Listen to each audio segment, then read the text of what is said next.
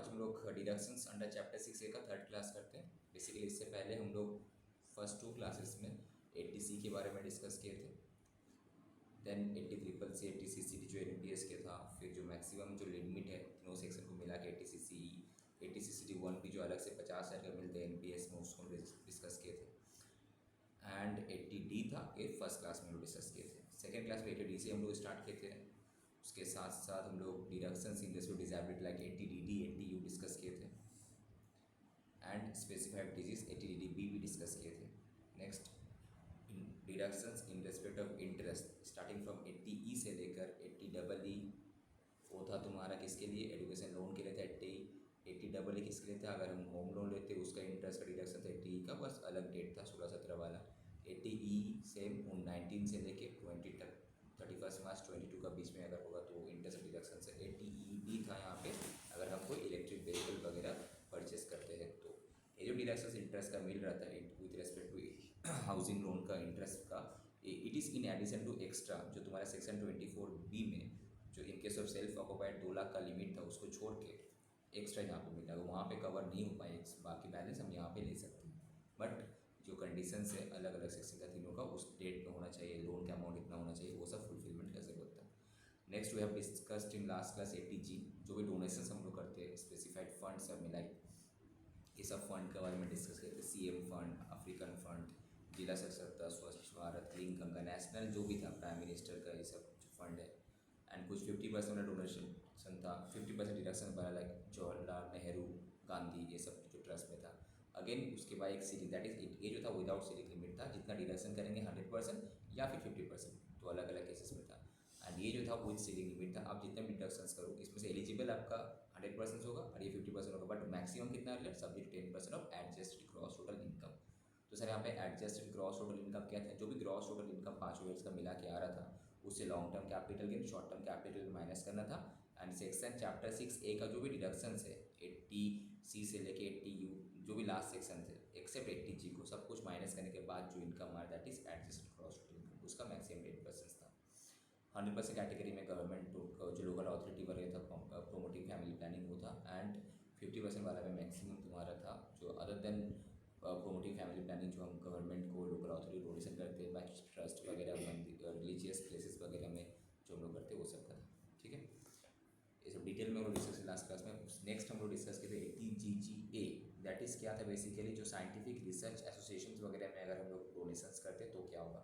ये same 80GGA का तुम्हारा बिजनेस एक्सपेंडिचर भी था कि if you are a business organisation तो PGB चैप्टर में तुमको अगर ऐसा डिडक्शंस मिल गया होगा तो अलग से 80GGA में नहीं मिलेगा।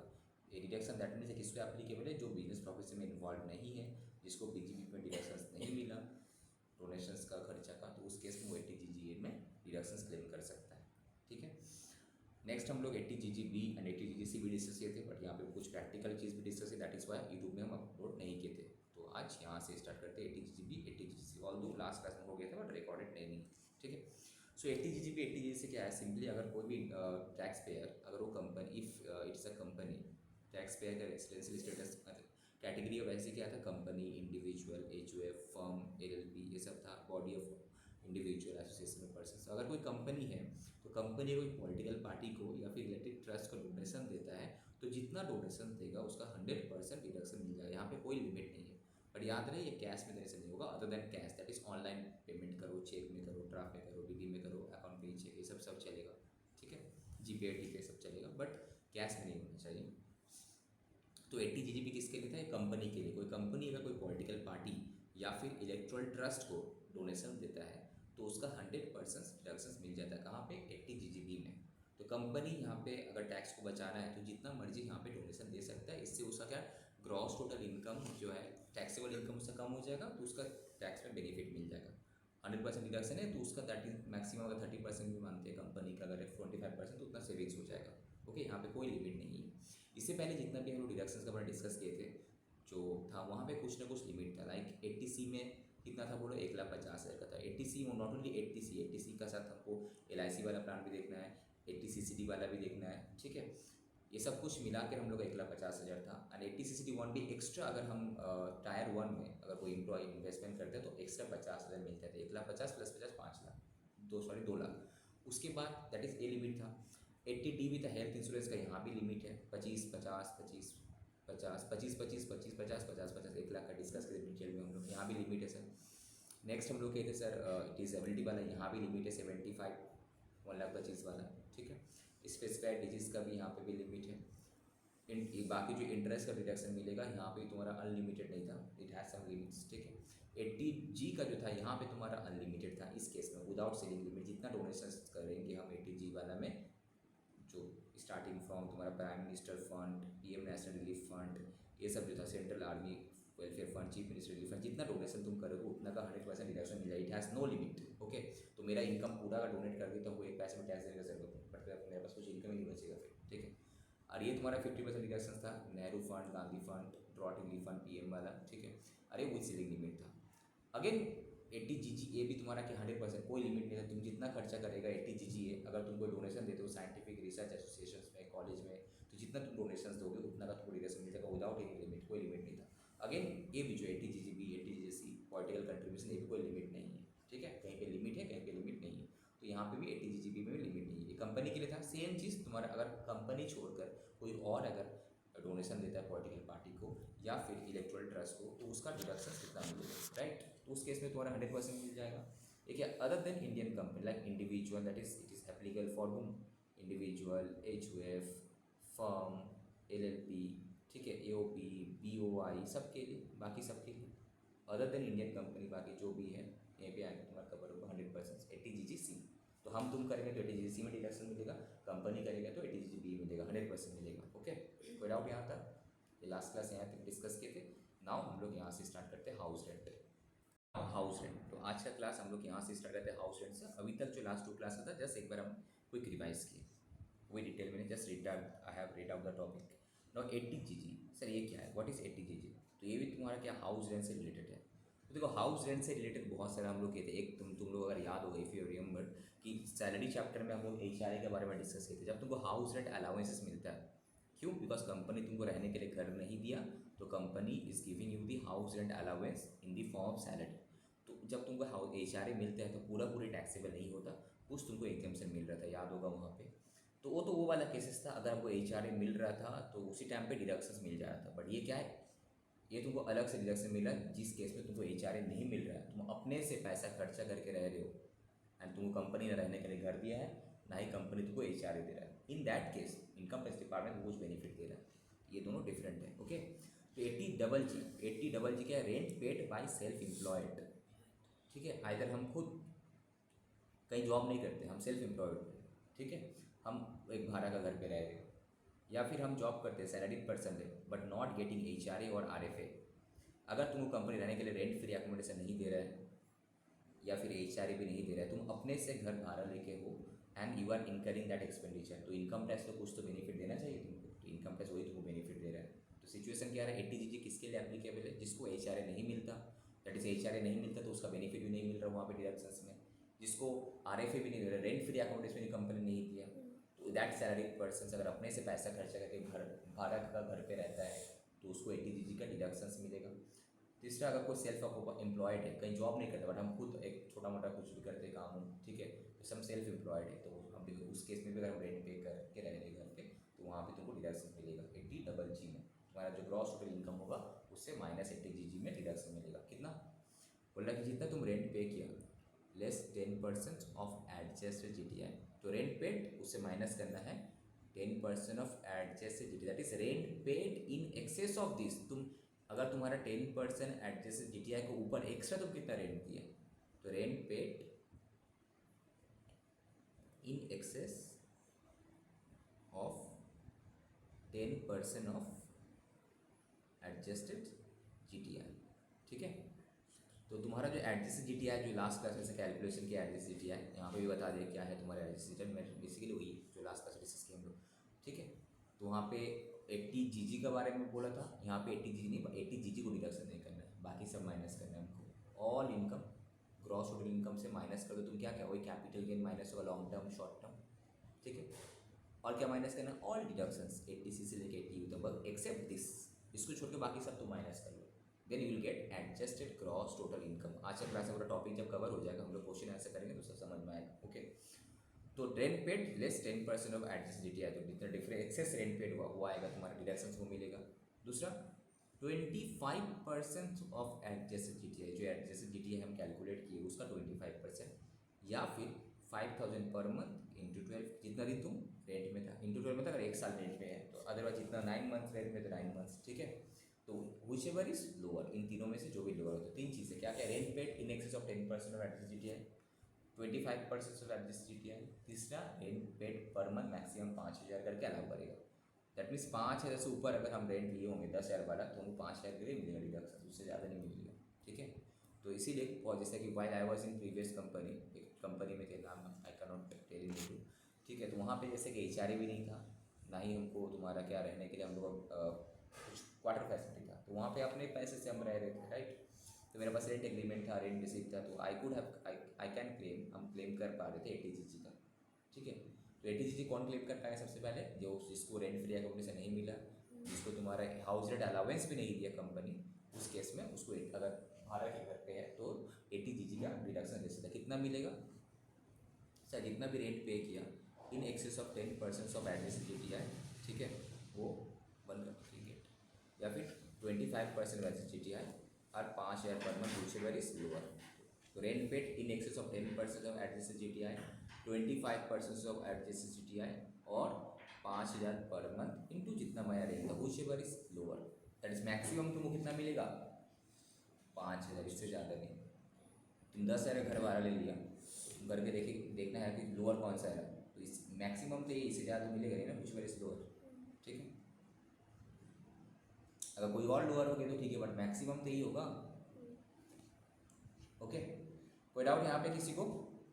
द एसएससी कौन हो सकता है? एसएससी सेल्फ है, स्पाउस है, minor child. The assessee that is, ये तीनों does not own accommodation at the place of work. Suppose तुम दुर्गापुर की हो, ठीक है, अब तुम दुर्गापुर में जॉब भी करती हो, अब तुम्हारा घर है, बट जस्ट बिकॉज तुमको इनकम टैक्स में बेनिफिट लेना है तो तुम 80GG में तुम उसका बेनिफिट ले रही हो सकता है एक्चुअली तुम वहाँ पे रह नहीं रही हो, बट तुम अपने नाम पे घर, you have made the agreement, rent agreement अपने नाम पे, हो सकता तुम्हारा कोई रिलेटिव रह रहा होगा, ठीक है, तो you are taking that kind of undue advantage. तो इनकम टैक्स डिपार्टमेंट अगर बाद में स्क्रूटनी किया, अगर पता चला, सपोज तुम्हारा पता चल जाए तुम्हारा पैन नंबर से आधार लिंक है, तो आधार से तुम्हारा एड्रेस पता चल जाएगा, ठीक है, एड्रेस तुम्हारा दुर्गापुर का है, you are claiming rent agreement Durgapur का लोकेशन दिखा कर तुम क्लेम करो तो केस खा जाओगे। तो इसीलिए तो जिस जगह पे घर है उस एरिया में इफ़ यू आर वर्किंग, उस एरिया में अगर तुम रेंट लेकर हो तो तुमको डिडक्शन नहीं मिलेगी। घर है तो रेंट का जरूरत क्या था, राइट, लॉजिक भी। कोई डाउट किसी को यहाँ पे? Any doubt? ऑनलाइन अर्चना, आशीष, केशव, लक्ष्मी, रोहित, ठीक है, ओके। आशीष कुमार ज्वाइन नहीं किया, बोलो। सर एक डाउट है कि अगर कोई मेजर चिल्ड्रन है, माइनर नहीं है, उसका घर है तो क्या क्लेम कर सकते हैं? माइनर चिल्ड्रन में घर क्लेम कौन करेगा? मतलब बोला जाए ऐसे कि मतलब जैसे सेल्फ स्पाउस और minor child does not want, अगर तुम्हारा चिल्ड्रन जो है मेजर है, ठीक है, तो मेजर है केस में, ठीक है, वो अपने नाम में लिया है, तुम्हारा नाम में तो नहीं है ना। तुम्हारा नाम में प्रॉपर्टी है कि नहीं है, दैट इज इंपॉर्टेंट। तुम्हारा नाम है मतलब तुम्हारा या फिर तुम्हारे स्पाउस का या फिर तुम्हारा कोई माइनर चाइल्ड। मेजर का तो बोला नहीं यहाँ पे। मतलब अगर मम्मी पापा के नाम पे घर रहा तो रेंट में ले सकते? तुम हाँ ले सकती हो। नहीं मैं नहीं, कोई लड़का भी एसएससी मतलब यहाँ पे self, spouse and minor child का बात कर रहा है। अगर तुम्हारा मम्मी पापा का नाम पे घर है तो यू कैन, तुम्हारा रेंट पे ले रही हो तुमको मिल जाएगा। तुम्हारा नाम पे नहीं होना चाहिए, तुम्हारा नाम पे, स्पाउस के नाम पे या फिर अपना कोई माइनर चाइल्ड के नाम पे। सिंपली यहाँ पे बोला एसएससी का नहीं होना चाहिए, मतलब एसएससी मतलब वो मेरा मेरा फैमिली मतलब इनकम से बोलता है कि हम तुम्हारा बच्चा माइनर वाला, मेरा बेटा मेजर हो गया तो वो अपना नाम पे लिया, हम अपना नाम पे ले रहे, ठीक है, या फिर मम्मी पापा का नाम पे है तो हम अपना भाड़े पे रह रहे, तो दैट इज अलाउड, ठीक है। और कुछ? ठीक है, अब आ जाते हैं सर रॉयल्टी इनकम। रॉयल्टी ये ऑथर लोग के लिए है। रॉयल्टी इनकम क्या होता है? जो लोग बुक रहा है, जो लोग ऑथर होता है, म्यूजिक कंपोजर होता है, रॉयल्टी जो लोग बुक वगैरह लिखते हैं उन लोग को क्या होता है, वो लोग तो एक बार तो बुक लिख दिया और उसका पब्लिशर पब्लिश करते रहता है, इनकम करते रहता है। तो कंडीशंस रहता है, एग्रीमेंट रहता है, तुम जितना बुक सेल करेगा उसका इतना % मेरा इनकम में देने पड़ेगा, इस तरह का रहता है, राइट। उस केस में उसका तो इनकम में तो आया हो, ग्रॉस टोटल इनकम में, तो उसको तो कुछ भी डिडक्शन देना चाहिए। तो यहाँ पे 80 QQ जो है सब सेक्शन को याद रखने पड़ेगा इस चैप्टर का। ओके, तो 80 QQ जो है तुम लोग बीकॉम में भी है, तुम अगर ढंग से मेरा यूट्यूब लेक्चर्स ये सब क्लास कर लोगे, बीकॉम में ट्यूशन का जरूरत नहीं पड़ेगा। बेसिकली इंटर जो लोग करते हैं उसको बीकॉम का ट्यूशन का जरूरत नहीं पड़ता। छोड़ दीजिए। जैसे कॉस्टिंग का ऑलमोस्ट तुम्हारा अपलोड है, अकाउंट्स का मेरा CA फाउंडेशन वाला देख लेना, हो जाएगा उससे। Under this sections deduction shall be allowed to resident individual. किसको मिलेगा ये? इंडिविजुअल्स को मिलेगा। ऑब्वियसली बात है, लिखता कौन? इंडिविजुअल तो लिखता है कि कोई कंपनी लिखेगा, कंपनी को लिख मिलेगा नहीं, लिखेगा भी तो कंपनी का नाम से अगर कर रहा है तो उसको नहीं मिलेगा, इंडिविजुअल को मिलेगा। In respect of income derive as a royalty, copyright या ऑन ऑथरशिप ऑफ बुक्स। ठीक है, और बुक लिखा है तो उसका रॉयल्टी कॉपीराइट का इनकम मिल रहा है उसको, तो उस केस में इंडिविजुअल अगर है वो रेसिडेंट, इंडियन रेसिडेंट, ठीक है, तो उसको डिडक्शंस मिल जाएगा। किस टाइप का बुक लिख रहा होगा? लिटरेसी के ऊपर, literary, artistic, scientific nature, but should not be in the nature of text book. नहीं भाई, जो कॉलेज स्कूल कॉलेज का टेक्स्ट बुक वो लिख रहा है उसका इनकम मिल रहा है तो नहीं। ठीक है, for school guide, commentaries, newspaper, journals, pamphlets, all other publication of similar nature, ये नहीं। ठीक है, शुड नॉट दिस, ये नहीं, ये होगा तो नहीं मिलेगा तुमको लिटरेसी के ऊपर, आर्टिस्टिक आर्ट्स के ऊपर, साइंटिफिक कोई चीज़ के ऊपर तुम बुक लिख रहे हो, उसका बुक तुम पब्लिश किया, पब्लिशर उसका तुमको इनकम हो रहा है, इन दैट केस वो तुमको मिल जाएगा। ठीक है, कितना डिडक्शन मिलेगा सर? How much? तो यहाँ पे सो इधर वो literacy, literary, artistic, scientific natures. तो now question is sir income में तो आपका घुस गया पूरा, तो डिडक्शन कितना देगा? Maximum deductions under this section shall be actual amount of royalty, जितना तुमको रॉयल्टी मिला लेस करना उसमें से तुम्हारा खर्चा क्या हुआ। ओके, और ₹3 lakh, which share is lower, that is maximum कितना मिलेगा? 3 लाख। हाँ कि नहीं? सपोज ये 10 लाख है, which share is lower 3 lakh, तो मैक्सिमम 3 लाख इसलिए लोअर। हाँ कि नहीं? जहाँ पे भी इनकम टैक्स डिपार्टमेंट एक अमाउंट बता देता है वो तुम्हारा मैक्सिमम होगा, बिकॉज तुम्हारा इनकम अगर उससे ज़्यादा आ रहा है तो तुमको व्हिचएवर इज लोअर में तुम फंस जा रहे हो ना, तो दैट मीन्स ये तुम्हारा मैक्सिमम है 3 लाख। रॉयल्टी का इनकम माइनस खर्चा या और ₹3 लाख, व्हिचएवर इज लोअर।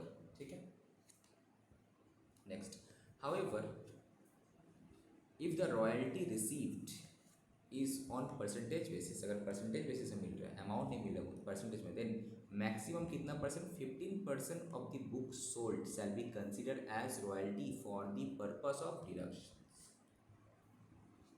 यहाँ पे 50% को काउंट करेगा। अब नीचे में फॉर्मेट है फाइनली, ये तुमको जैसे याद रखना फाइनली।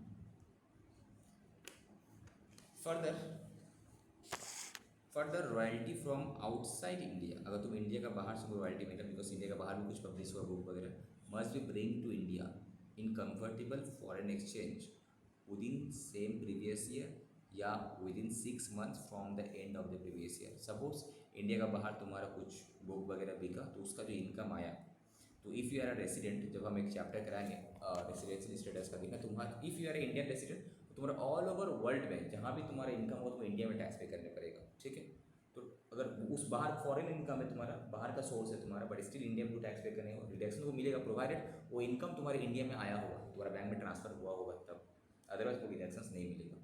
सो सर क्वेश्चन है डिडक्शन कितना मिलेगा? लमसम अमाउंट इन 2 फॉर्मेट है, एक साथ लमसम अमाउंट मिलेगा तो सर जितना रॉयल्टी मिला उसमें से खर्चा माइनस करो और 3 लाख व्हिचएवर इज लोअर। अगर लमसम नहीं मिला, परसेंटेज मिल रहा है, तो लमसम अमाउंट या फिर एक्चुअल परसेंटेज, बट मैक्सिमम कितना कंसीडर कितना करेंगे यहाँ पे? एक्चुअली भी तुमको हो सकता है 25% मिल रहा है, पर इनकम टैक्स डिडक्शन कैलकुलेट करने के लिए हमको 15% ही मैक्सिमम को डिडक्ट परसेंटेज में लेके चलना है। ठीक है, और foreign exchange receipt with in the same previous year, तो टोटल ये और ये मिला के तुम्हारा ये क्या? Gross qualifying amount, lump sum amount या फिर परसेंटेज में जितना अमाउंट मिला तुमको, या ये तो इंडिया वाला।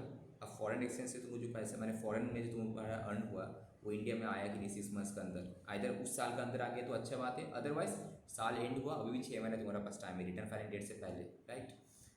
तो ये this is your gross qualifying amount. अब इसमें से बोला कि लोअर ऑफ 1 और 2, लोअर ऑफ 1 और 2 कितना है? इन दोनों में से जो भी लोअर आया 1 और 2 हम ले लिए यहाँ पे। अब एक्सपेंडिचर जो भी हम किए होंगे उसको उस पर्पज़ के लिए, तो this is your net qualifying amount. अब इसके साथ देखना है मैक्सिमम कितना, 3 लाख, इससे ज़्यादा नहीं। अब लोअर ऑफ दिस, ठीक है, तो मैक्सिमम 3 लाख। बस फर्स्ट हम देखेंगे लमसम में मिल रहा है तो लमसम में, परसेंटेज में मिल रहा है तो परसेंटेज में तुम निकालो मैक्सिमम इतना हमको मिला। अब फॉरेन एक्सचेंज वाला भी तुमको कुछ रिसीव हुआ, तो दोनों में देखने पड़ेगा कि ग्रॉस क्वालिफाइंग अमाउंट मेरा कितना है, 1 और 2 में से कौन सा तुम्हारा लोअर है, देख लिया।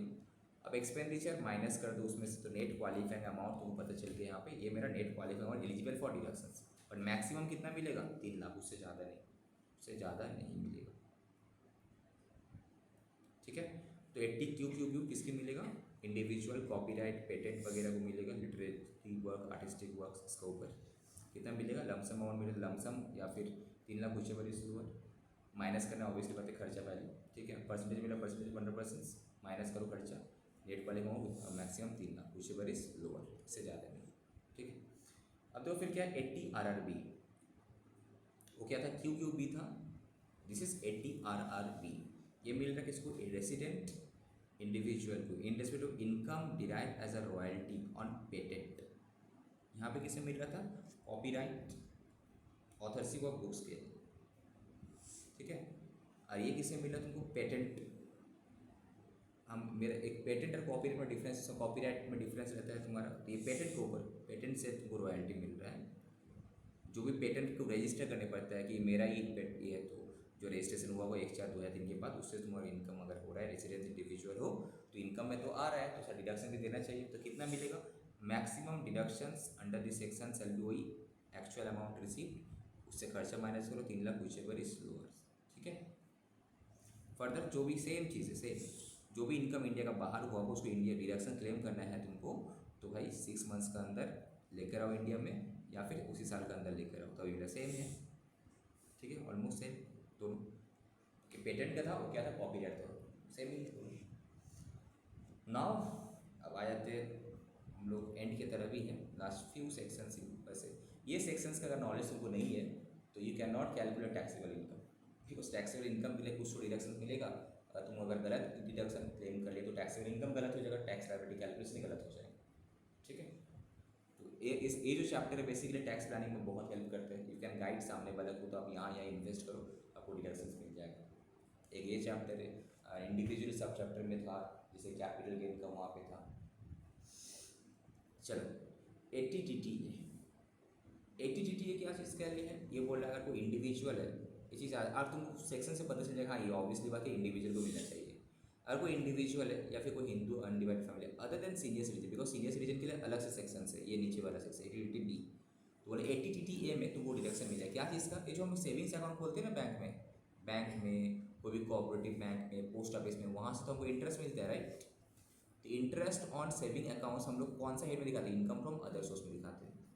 तो जो भी तुमको साल भर में सेविंग्स अकाउंट में तुम जो पैसा रखा था उसके ऊपर इंटरेस्ट मिला होगा, जो भी परसेंटेज मिला होगा, जो भी अमाउंट मिला होगा, वो इनकम सबसे पहले तुम्हारा इनकम फ्रॉम अदर्स में दिखाना चाहिए, जो मैक्सिमम बंदा दिखाता नहीं है। और कोई भी अगर income tax department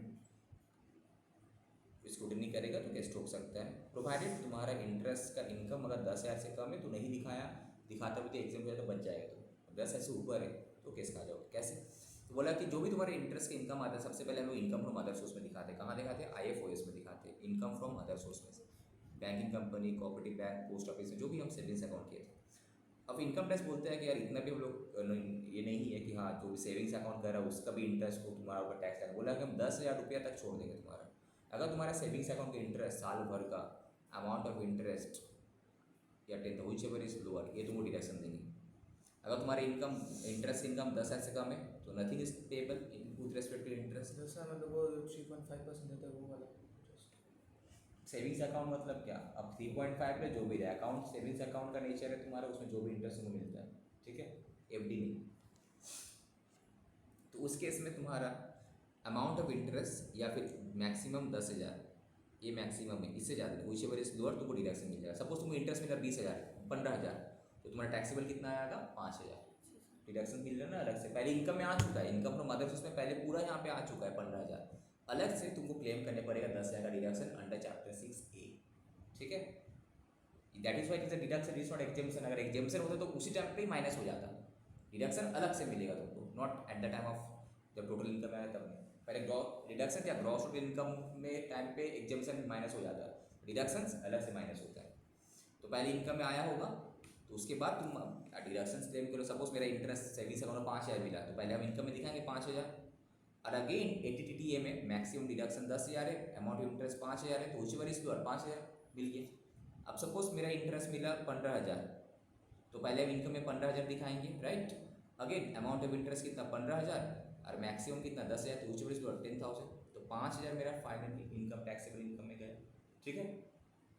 please note that interest on post office savings bank is also eligible for exemptions under section 10(5) at 3,500 per annum। Section 10 जब हम आएंगे वहाँ पे तो यहाँ पे तुमको मिल रहा है 10,000 का। अलग से भी जब तुम्हारा देखो बैंकिंग का इंटरेस्ट जो आता है नो एग्जेम्पशंस, अलग से ये भी नो एग्जेम्पशन अंडर सेक्शन 10(15), सिर्फ इसी को 10(15) में एग्जेम्पशन मिलता है पोस्ट ऑफिस को। अगर तुम्हारा पोस्ट ऑफिस से इंटरेस्ट आया होगा जब तुम इनकम में लिखती हो IFOS इनकम अदर्स, तब संग तुमको 3,500 का साल भर का एक डिडक्शन मिल जाता है। सपोज यही इनकम मेरा का पोस्ट ऑफिस को होता 5,000 तो मेरे इनकम में कितना ऐड किए होंगे 5,000 माइनस 3,500, 1,500 रुपये ऐड किए होंगे। तो अभी भी 1,500 रुपये है ना इनकम ऐड है, तो उसका डिडक्शन लेना है ना, तो तब नाउ ATTTA में ले सकते हैं, ATTTA में ले सकते हैं। कैसे दिखाते हैं, चलो अगर पोस्ट ऑफिस वाला लीजिए पेमेंट का मासिक विड्रॉ करता तो वाला आपका क्या बोल रहे हो तुम? सर मैं बोल रहा कि मान लीजिए पोस्ट ऑफिस वाला हमारा मंथली उसको विड्रॉ कर ले इंटरेस्ट अमाउंट, तो अगर सेविंग्स बैंक का अकाउंट है विड्रॉ करे जो भी करे, इनकम तो इनकम है, सेविंग्स बैंक है ना, MIS स्कीम अलग होता है, सेविंग्स बैंक अकाउंट अलग होता है। ठीक है, सेविंग्स बैंक अकाउंट का इंटरेस्ट और डिडक्शंस दे रहा है तुमको। ठीक है, अगर हम पोस्ट ऑफिस में हैं सेविंग्स अकाउंट्स अगर हम किए होंगे सेविंग्स पोस्ट ऑफिस, दूसरे को तुम करो बैंक या फिर कोऑपरेटिव बैंक। ठीक है, पहले इंटरेस्ट इनकम जो भी है, सपोज यहाँ पे 10,000 है, यहाँ पे भी तुम्हारा 10,000 है। कुछ बोल रही हो, बोलो। तो पहले ये तुम्हारा कहाँ जाएगा, इनकम फ्रॉम अदर सोर्स में आएगा IFOS में। ये तो IFOS में पूरा 10,000 ही आएगा, बट ये 10,000 नहीं आएगा। 10,000 माइनस सेक्शन 10(15) का कितना 3,500 पर एनम था ना, ये माइनस होके 7,500 मेरा इनकम में आया होगा IFOS में। ठीक है, बट यहाँ पे कोई डिडक्शन तुमको नहीं मिला था। अलग से जब तुम पूरा ग्रॉस टोटल इनकम कैलकुलेट कर ली, अगेन ATTTA में हम डिडक्शन क्लेम कर सकते हैं। दोनों में से मैक्सिमम तीनों को मिला के मैक्सिमम 10,000, तो मैक्सिमम कितना 10,000, राइट।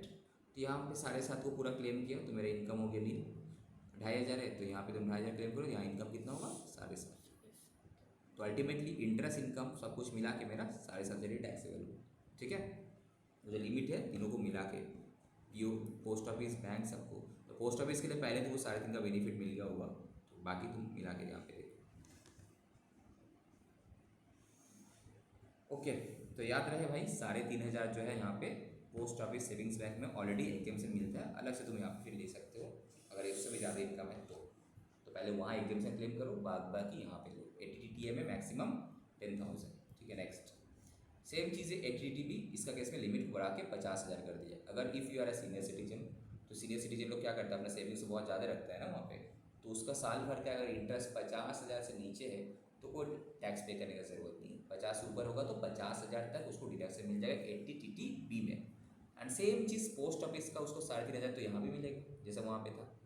पोस्ट ऑफिस में अगर तुम्हारे सेविंग्स अकाउंट है तो जब इनकम में ऐड होगा तो ऑलरेडी 3,500 माइनस होकर ऐड होगा, उसके बाद जो बचा हुआ तुम ATTB में आके क्लेम करो या पोस्ट ऑफिस बैंक सबका मिला के क्लेम करो।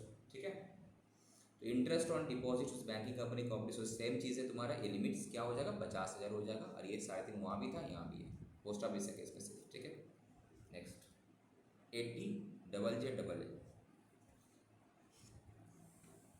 इंपॉर्टेंट आपसे बोल रहे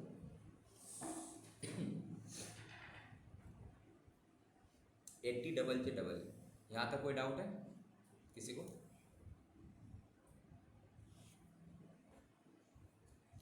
चलो 80JJAA जो है ये क्या बोलता है, जो भी नया एम्प्लॉयमेंट, जो भी न्यू रिक्रूटमेंट होता है each and every manufacturing company में, जो भी न्यू एम्प्लॉयमेंट होता है, इसका वजह से अगर इसका नंबर ऑफ एम्प्लॉय जो बिगिनिंग ईयर में था, ठीक है, कंपेयर टू दैट अगर क्लोजिंग में बढ़ता है, तो जो भी न्यू रिक्रूटमेंट है उसको जो भी वो सैलरी पेमेंट किया होगा उसका कुछ डिडक्शंस मिलेगा कुछ कंपनी सबको। बेसिकली गवर्नमेंट यहाँ पे थोड़ा बहुत कंट्रीब्यूट करता है। हाँ, तुम्हारा वजह से देश में एम्प्लॉयमेंट जनरेशन हो रहा है तो उसको तुमको तो थोड़ा बहुत टैक्स बेनिफिट देना चाहिए। तो यहाँ पे जितना भी तुम पेमेंट करोगे उसका कहाँ गया amount,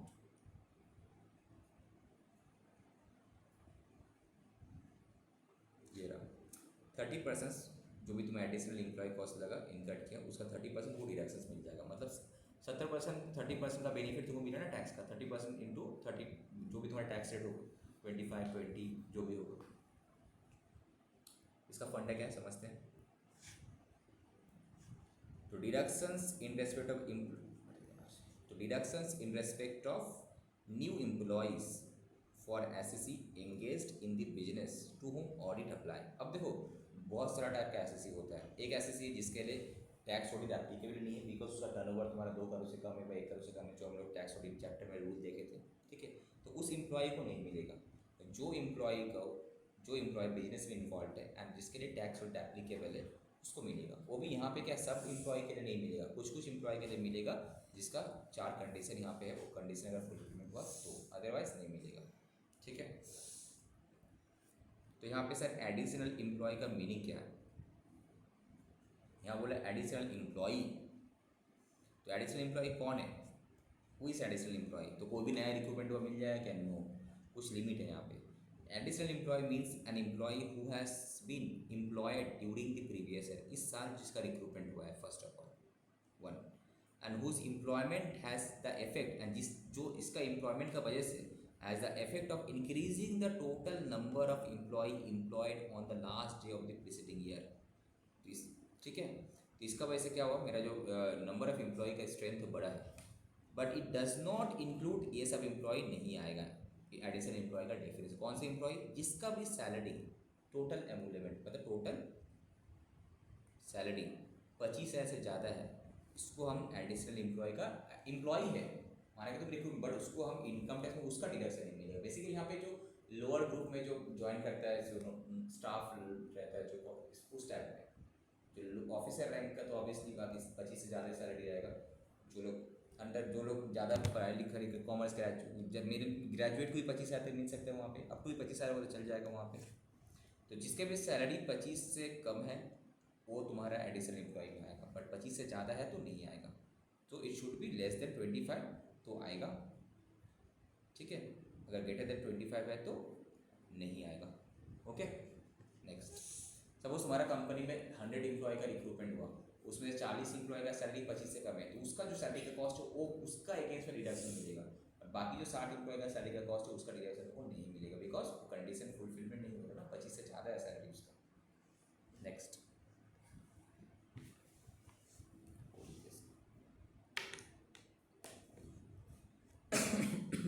and for whom the entire contribution is paid by the government under the employee pension scheme।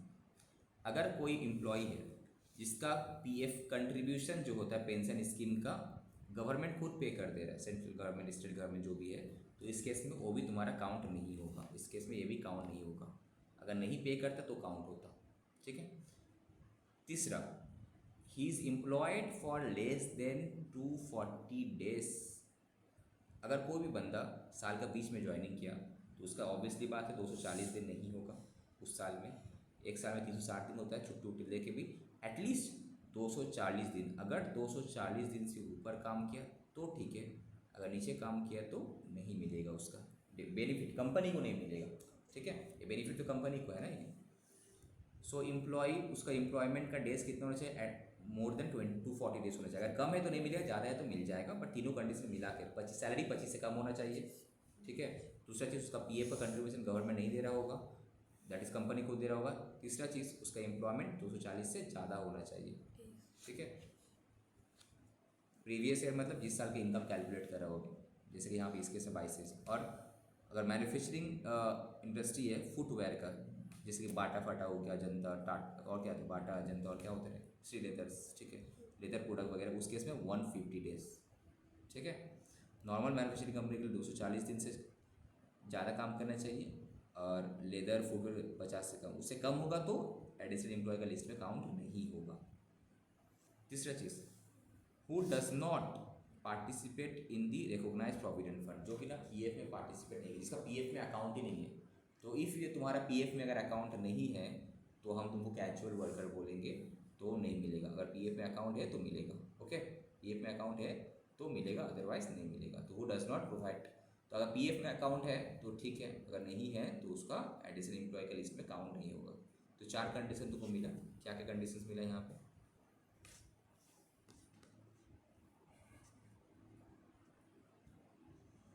JJAA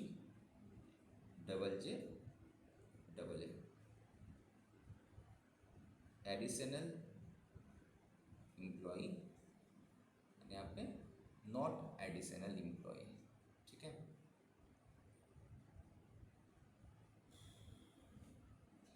first condition क्या था बोलो, जो उसका जो सैलरी होना चाहिए कितना, लेस देन 25,000 पर मंथ होना चाहिए, तब माना जाएगा। ग्रेटर देन है तो नहीं माना जाएगा, ओके, ये माना जाएगा, ये नहीं माना जाएगा। उसके बाद दूसरा कंडीशन क्या था बोलो, दूसरा कंडीशन ये था कि उसका पेंशन जो है paid by, it is paid by CG,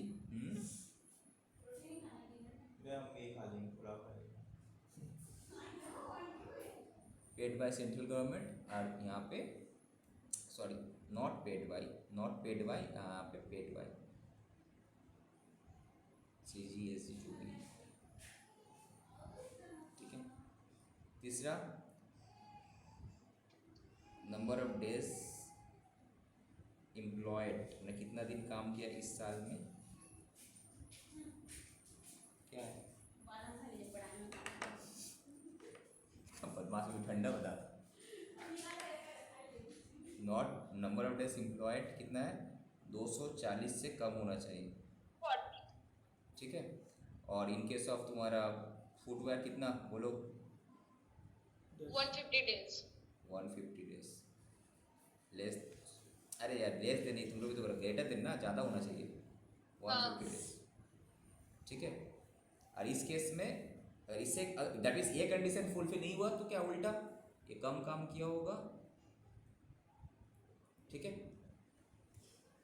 तो ये तीनों कंडीशन 1 2 3 फुलफिल होगा तभी एडिशनल एम्प्लॉय का डिडक्शन में आएगा, ये होगा तो नहीं मिलेगा उसको। और चौथा क्या था बोलो, पीएफ में रजिस्ट्रेशन यस, यहाँ पे नो, है तभी मिलेगा, नहीं है तो नहीं मिलेगा, ठीक है।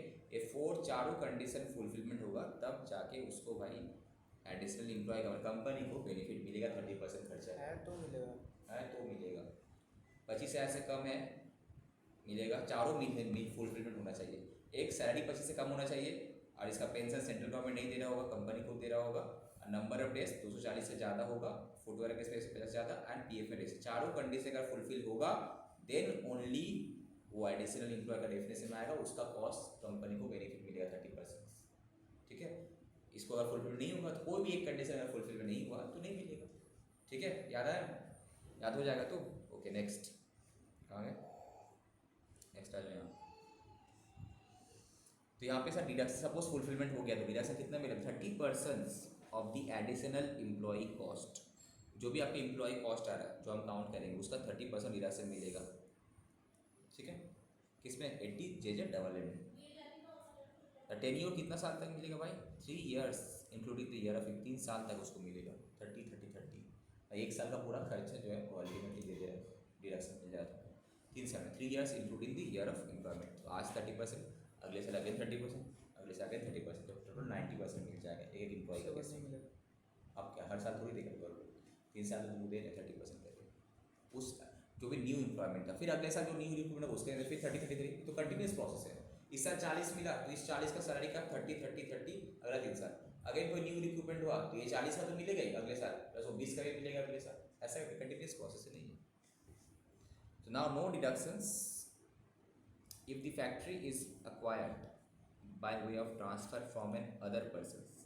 मतलब क्या हुआ, सपोज ये फैक्ट्री तुम्हारा था, हम तुमसे परचेस कर लिए, एक्वायर कर लिए, अब फैक्ट्री के साथ साथ मैन पावर भी वहाँ से आया, तो नया एम्प्लॉयमेंट जनरेट हुआ क्या देश में? नहीं हुआ ना. तुम्हारा मैन पावर मेरा पास ट्रांसफर हो गया. तो इन केस ऑफ एक्विजिशंस, ठीक है, तो वो सब तुम्हारा एप्लीकेबल नहीं होगा. अगर एमलगमेशन मर्जर हुआ, तुम्हारा एम्प्लॉय मेरे पास आया, मत बोलना कि नंबर ऑफ एम्प्लॉय बढ़ गया तो 80 डबल है. No, fresh recruitment. अगर सिर्फ फैक्ट्री और एम्प्लॉयज नहीं लिए दूसरा एम्प्लॉय आया था वो फ्रेश रिक्रूटमेंट होना चाहिए. इन तुम एक्विजिशन भी हुआ है भाई, बट फ्रेश रिक्रूटमेंट होना चाहिए. If the factory is acquired by of transfer from an other persons and as a result of any business organisation, तो तुमको नहीं भी नो डिडक्शन मिलेगा. एडिशनल एम्प्लॉय कॉस्ट का मीन्स तो ठीक है, छोड़ो तो हो गया.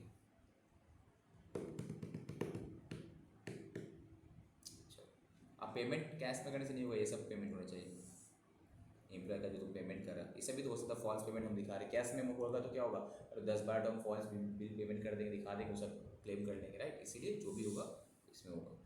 चलो, no deduction shall be allowed unless the assessee furnishes a report of chartered accountant before the specified date referring this. Report file करने पड़ेगा. ओके, अब 80M का ऊपर था, इसको भी पढ़ लेते. नया सेक्शन आया 80M. तो क्या क्या सेक्शन हम लोग रीड किए? 80C, 80CCC, 80CCD, 80CCE, 80CCD1B, उसके बाद 80D, 80DD, 80DDB, sorry 80D, 80U, 80DDB, उसके बाद 80G, 80GGA, 80GGB, 80GGC, ठीक है, पॉलिटिकल पार्टी वाला हो गया. उसके बाद क्या 80E, 80E, 80EA था, ठीक है. एंड आज जो हम लोग हाउस रेंट के ऊपर हम लोग किए, ये वाला 80 जीजी वाला तो बोल ही देना 80G, हाँ 80QPB और 80 तुम्हारा इसका रॉयल्टी का था. और इंटरेस्ट का 80TTA, 80TB, और ये तुम्हारे एम्प्लॉयमेंट वाला का 80JJA. ऐसे करके याद हो जाएगा सेक्शंस, ठीक है. दैट इज सेक्शंस याद तो पूरा. तुमको if someone asks you 80JA क्या होता है तो समझना चाहिए. 80JJA तो क्या होता है कि कोई अगर मैन्युफैक्चरिंग कंपनी या कोई भी बिजनेस में इन्वॉल्व है, टैक्स और जिसके लिए एप्लीकेबल है, और वो नया फ्रेश रिक्रूटमेंट करता है, तो उसको 30% एम्प्लॉय कॉस्ट बेस मिलता है. बट 4 कंडीशन है वहाँ पे. जो भी एम्प्लॉय रिक्रूट हुआ होगा उसकी सैलरी 25,000 से कम होना चाहिए, 240 से ज़्यादा, या फिर फुटवेयर कंपनी लेदर का कैसे 150 से ज़्यादा काम किया होगा उस पर्टिकुलर ईयर में. इसका PF रजिस्ट्रेशन है, और इसका पेंशन कंपनी दे रहा होगा, गवर्नमेंट नहीं पे कर रहा होगा, ठीक है. चलिए, अब 80M में आया थे last sections of this chapters. उसके बाद हम लोग प्रैक्टिकल क्वेश्चन में चले जाएंगे. आशीष तुम इस CA इंटर का स्कैनर भेज देना. स्कैनर बोल रहे यार, क्या बोलते हैं इसको, स्टडी मैट तुम भेज देना.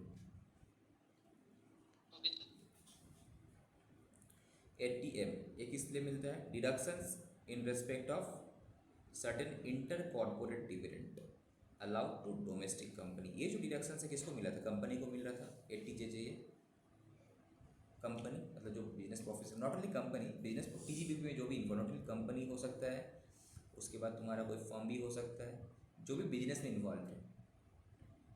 या तो एक किसको मिल रहा है? ओनली कंपनी को मिल रहा है. किस लिए मिल रहा है?